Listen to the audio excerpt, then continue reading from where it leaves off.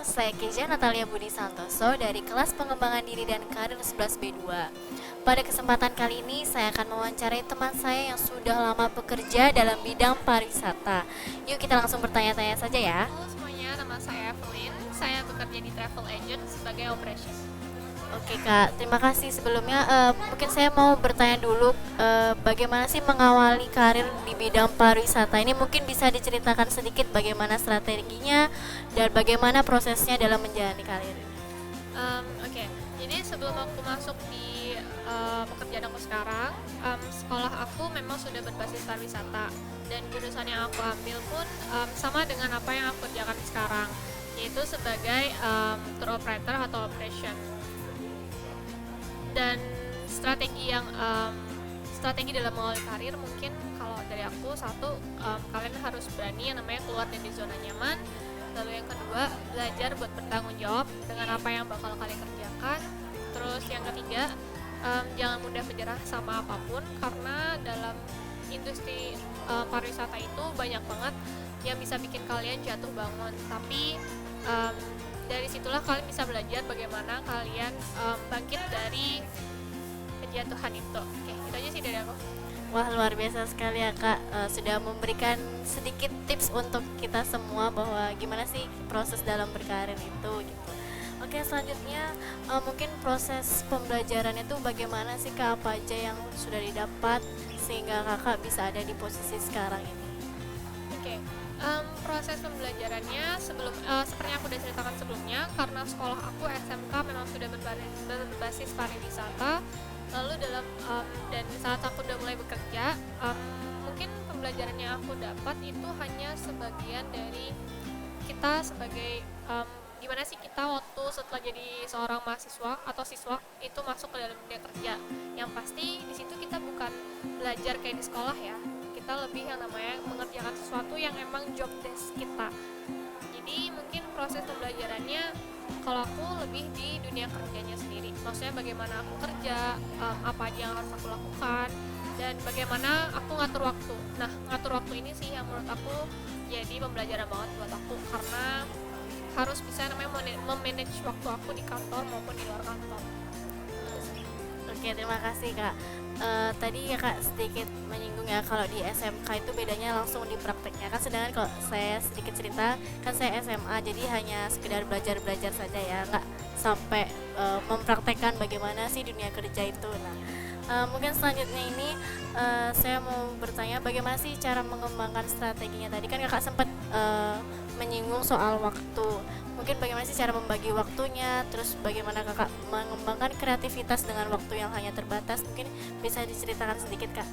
Oke, jadi kalau yang sudah aku bilang, proses pembelajaran yang aku dapat adalah bagaimana cara membagi waktu, karena kita nggak tahu ya dalam pekerjaan kita atau di kantor misalnya, kita nggak tahu ada sesuatu yang bisa dadakan dan tiba-tiba datang gitu kan. Apalagi kerjaan aku sebagai tour operator atau operation itu mengatur setiap guide aku, transportasi yang aku bakal pakai untuk tamu-tamu yang aku bakal handle di sini. Nah, jadi kadang mungkin memanage waktunya adalah bagaimana aku menghubungi pihak transportasi, pihak guide, dan juga semua pihak yang bakal membantu kantor aku dalam menghandle tamu, baik dari restoran, hotel maupun itu. Jadi itu sih kayak menurut aku pembelajaran mengatur waktu yang aku dapetin. Maksudnya aku harus nata waktu aku buat semuanya itu bisa pas. Oke, terima kasih Kak. Wah, berarti Kakak pasti bisa lancar ya bahasa Inggrisnya karena suka membawa atau memegang dan bertanggung jawab dalam tamu-tamu dari mancanegara. Oke, pastinya sekarang pastinya ada konflik ya Kak.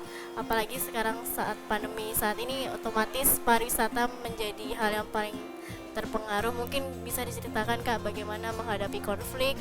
Mungkin juga bisa sharing ke saya dan teman-teman semua nanti setelah saat-saat pandemi ini apa aja sih yang sudah terjadi dan diceritakan bagaimana cara mengatasinya, tetap terus mau berjuang meskipun banyak sekali kesulitannya. Oke, jadi karena sekarang nih, ya kan di saat-saat sekarang kita lagi yang namanya menghadapi virus COVID-19, dan tempat tinggal aku, daerah tempat aku bekerja itu memang daerah pariwisata, yaitu di daerah Bali, ya kan. Dan sudah pasti terkena dampaknya karena COVID-19. Ya, pandemik kita nggak boleh kemana-mana, dan di awal pandemik kantor aku tutup. Dan itu kurang lebih aku nggak kerja kurang lebih 4-5 bulanan aku nggak kerja.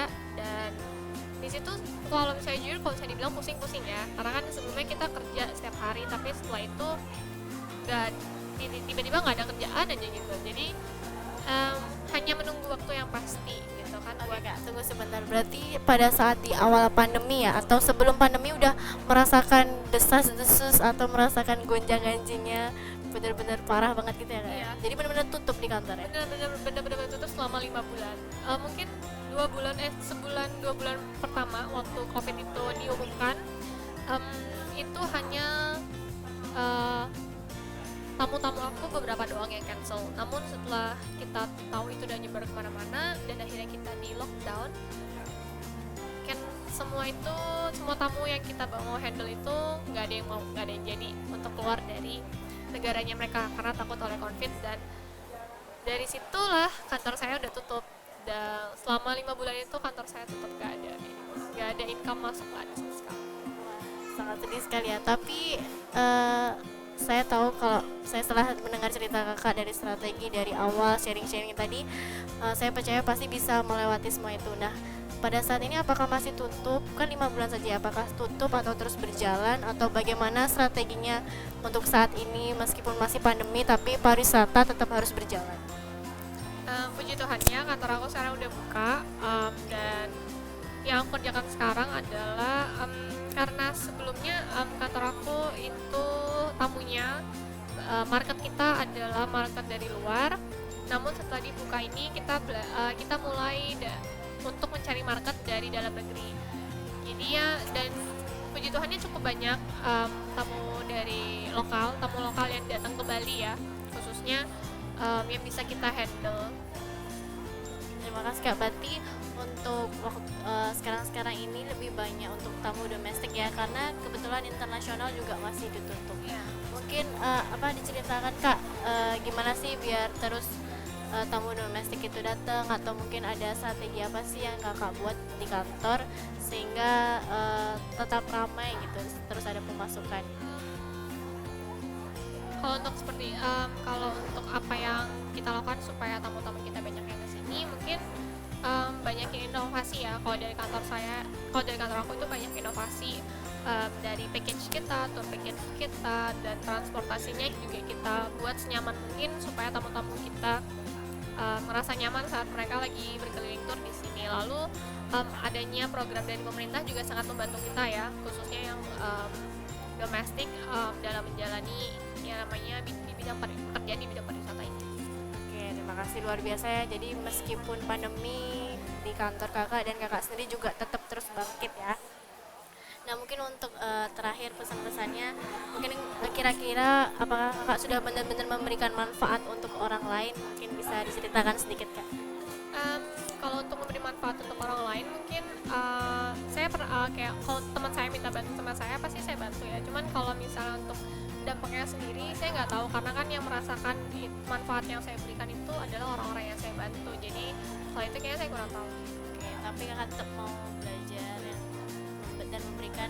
Ya, tapi pastinya ya kalau kita mau juga jadi manfaat buat orang lain ya. Jadi Oke, terima kasih Kak. Mungkin yang terakhir, apa yang diberikan untuk menolong orang lain?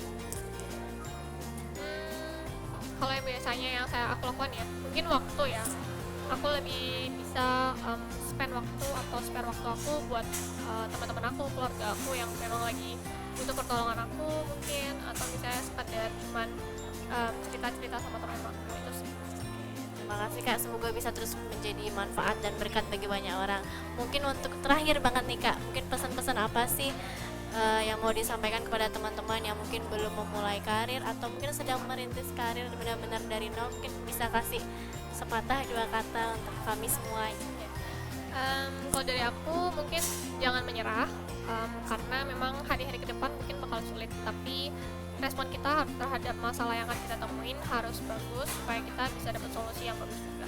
Itu sih Kak. Saya mengucapkan terima kasih banyak untuk Kak Evelyn karena sudah menyempatkan waktu di tengah-tengah kesibukannya mau berbagi dengan saya dan tentunya teman-teman saya yang mungkin akan menonton video ini nanti. Sekali lagi terima kasih banyak ya Kak Evelyn. Iya, sama-sama. Baik, terima kasih teman-teman. Tadi mungkin sudah mendengarkan wawancara saya dengan Kak Evelyn dan banyak sekali hal yang bisa kita dapatkan dan kita pelajari. Salah satunya adalah bahwa masalah itu pasti selalu datang ya, dan tidak pernah kita bisa prediksi kapan masalah itu datang. Tapi kita harus yakin dan percaya bahwa masalah itu lebih kecil daripada kita dan kita lebih besar daripada masalah itu. Jadi otomatis kita pasti bisa menyelesaikan dan menghadapi masalah tersebut, entah masalah dalam bekerja, dalam berkarir, atau hal apapun. Dan tentunya saya mau memberikan semangat untuk teman-teman yang mungkin sedang memulai karirnya dari nol atau sedang bekerja. Tetap terus semangat, jangan menyerah. Saya berdoa untuk teman-teman semua pasti bisa sukses di kemudian hari nanti. Terima kasih teman-teman semua. God bless you.